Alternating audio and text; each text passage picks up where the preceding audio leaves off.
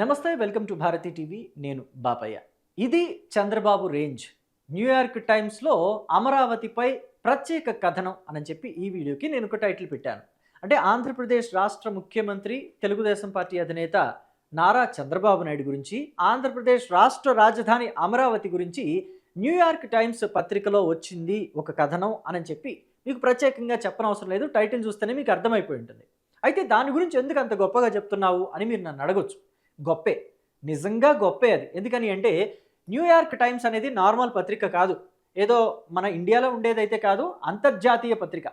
దీంట్లో అప్పుడప్పుడు మాత్రమే మన ఇండియా గురించి వార్తలు వస్తుంటాయి. మన ప్రధాని నరేంద్ర మోదీ గురించో లేకపోతే ఇండియాకి సంబంధించిన వార్తలు రావటమే చాలా తక్కువ. అలాంటి పత్రికలో మన రాష్ట్ర రాజధాని అమరావతి గురించి, మన రాష్ట్ర ముఖ్యమంత్రి నారా చంద్రబాబు నాయుడు గురించి ఒక కథనం వచ్చింది అంటే నిజంగా గొప్పే కదా.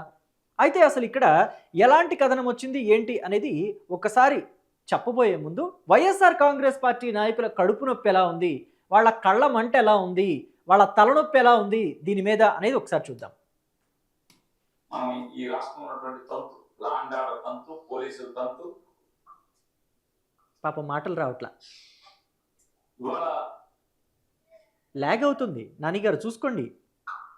ఈ రోజున అమరావతి ఏదో బదలైపోయిందని చెప్పని చాలా ఛానల్స్ కి డబ్బులు ఇచ్చి ప్రమోషన్ వీడియోస్ చేసుకుంటున్నారు. నానిగారు ఇక్కడ మీరు కాస్త పొరపాటు పడ్డారేమో, చూసుకోవాల్సింది స్క్రిప్ట్ ముందు చూసుకోవాల్సింది.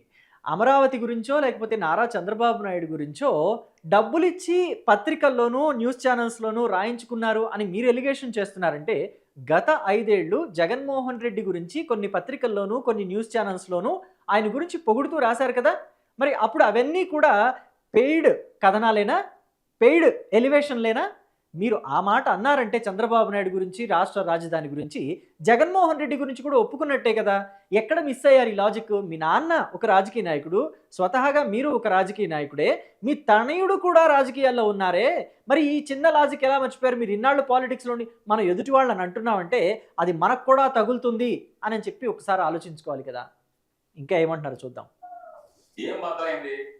2015లో టెండర్లు పిలిచి 2018కి స్లాబ్లు అయిపోయినటువంటి గోడలు కట్టేసి కిటికీలు పెట్టేసినటువంటి బిల్డింగ్ని, అంటే అదొక 4 ఏళ్ళు, ఇదొక 2 ఏళ్ళు, 6 సంవత్సరాలు ఒక అపార్ట్మెంట్. ఇక్కడే పేరు నాని టంగ్ స్లిప్ అయ్యాడు. 2015లో టెండర్లు పిలిచారు, 2018 కల్లా గోడలు కట్టడం పూర్తయింది, కిటికీలు పెట్టారు అని చెప్పి ఆయన నోటితో ఆయనే చెప్పాడు. అంటే 2019లో మీరు అధికారంలోకి వచ్చారు కదా, ఆ 5 ఏళ్ళు మీరు పాడుపెట్టినట్టు ఒప్పుకున్నట్టే కదా. అమరావతిని మీరు అశ్రద్ధ చేశారు, పాడుపెట్టారన్న విషయం, అమరావతిని నాశనం చేశారన్న విషయం, అమరావతిలో పిచ్చి మొక్కలు మొలిచి, తుమ్మ చెట్లు మొలిచి ఒక చిట్టడివిలా మారిపోయిందన్న విషయం అందరూ గుర్తుపెట్టుకున్నారు. ఎవ్వరూ మర్చిపోలేదు. చరిత్రని చించేస్తే చిరిగిపోదు పేర్ని నానిగారు, ఆ విషయం గుర్తుపెట్టుకోవాలి.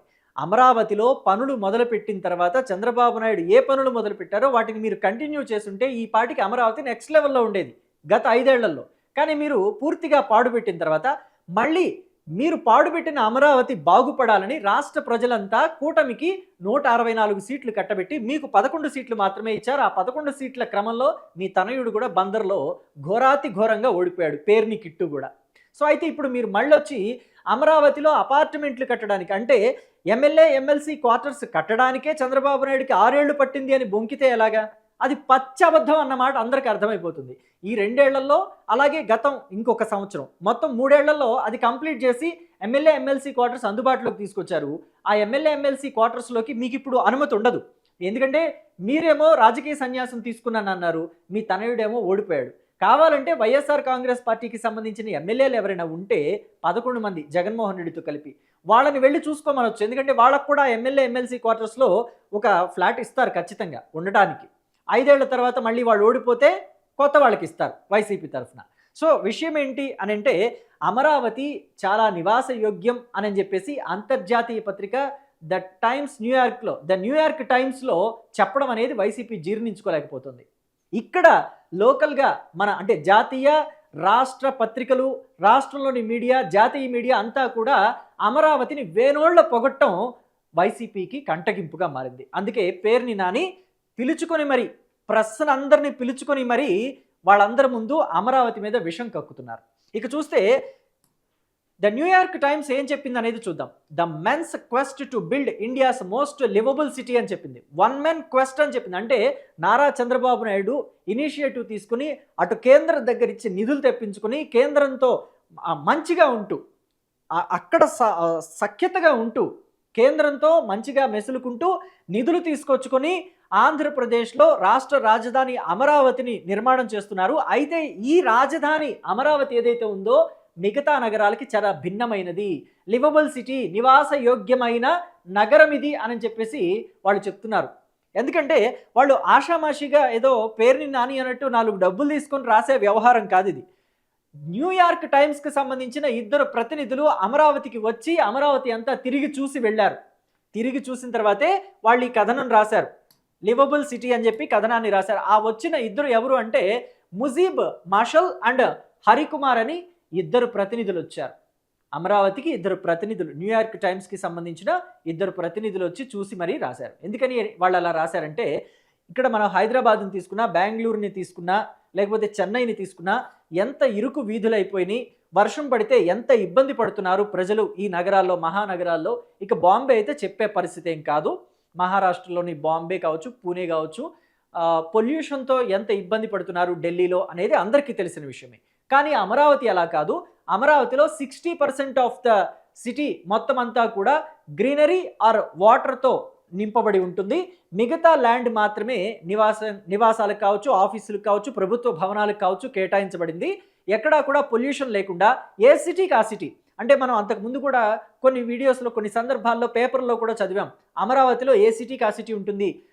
ఎంటర్టైన్మెంట్కి ఒక సిటీ, అలాగే హెల్త్కి ఒక సిటీ, టెక్నాలజీకి ఒక సిటీ, ఐటీకి ఒక సిటీ, ఫార్మాకి ఒక సిటీ, అలాగా కేటాయించారు. 9 నగరాలు ఉంటాయి అమరావతిలో అని చెప్పి మనం విన్నాం.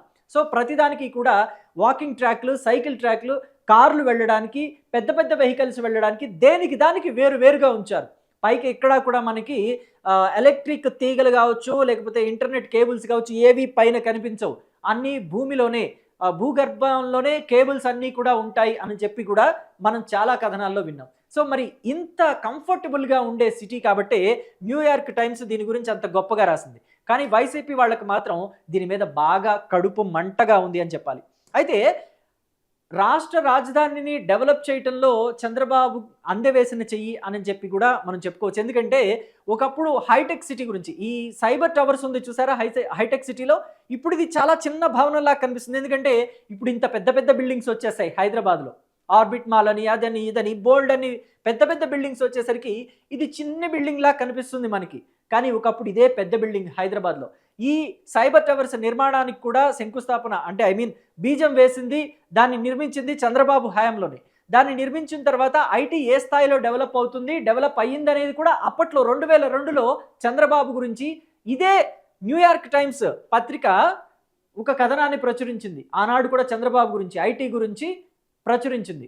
మళ్ళీ ఇప్పుడు ఇంకొకసారి చంద్రబాబు గురించి న్యూయార్క్ టైమ్స్ ఓ కథనాన్ని ప్రత్యేకంగా ప్రచురించడం, ఓ కథనాన్ని ప్రత్యేకంగా రాయటం అనేది నిజంగా రాష్ట్ర ప్రజలు గొప్పతనంగా అది భావించాలి. చంద్రబాబు గొప్పతనమే ఖచ్చితంగా కాదన్ను, కానీ రాష్ట్ర ప్రజలు కూడా దాన్ని గర్వంగా ఫీల్ అవ్వాలి. ఎందుకంటే ఇది మన అమరావతి, మన రాజధాని అని చెప్పేసి గర్వంగా ఫీల్ అవ్వాలి.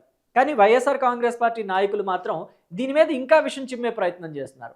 అమరావతిలో ఏమి జరగట్లేదు అంటారు, అమరావతిలో పనులు నిదానంగా జరుగుతున్నాయి అంటారు. లేదంటే ఒక పక్కనేమో కొంతమంది వైసీపీలోనే కొంతమంది, ఒక పక్కేమో అమరావతిలో ఏం జరగట్లేదు అంటారు, కొంతమంది ఏమో నిధులన్నీ తీసుకెళ్లి అమరావతిలో పెడుతున్నాడు అంటారు.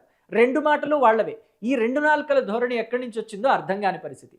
ఇలా కాకుండా వైసీపీ గనక అమరావతిని చంద్రబాబు చాలా స్లోగా డెవలప్ చేస్తున్నారు, ఆ మాట వాస్తవమే, కానీ మేము వస్తే ఇంకా బాగా డెవలప్ చేస్తాము అని అంటే గనక ప్రజల్లో కాస్తైనా వీళ్ళ మీద నమ్మకం ఏర్పడుతుంది. కానీ వీళ్ళు పూర్తిగా అమరావతిని మేము వస్తే నాశనం చేసేస్తాము, అమరావతి రాజధానే కాదు మావిగనే రాజధాని అని చెప్పి మాట్లాడటం కూడా నిజంగా ఆ పార్టీని ఎవరో వచ్చి డ్యామేజ్ చేయక్కర్లేదు.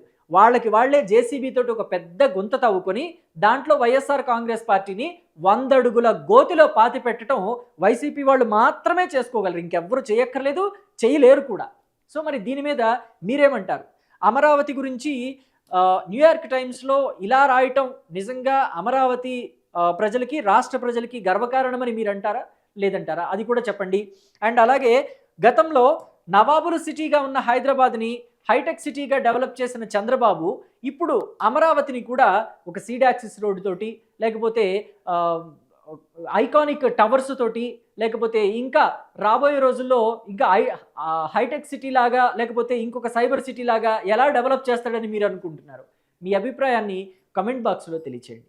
Thank you.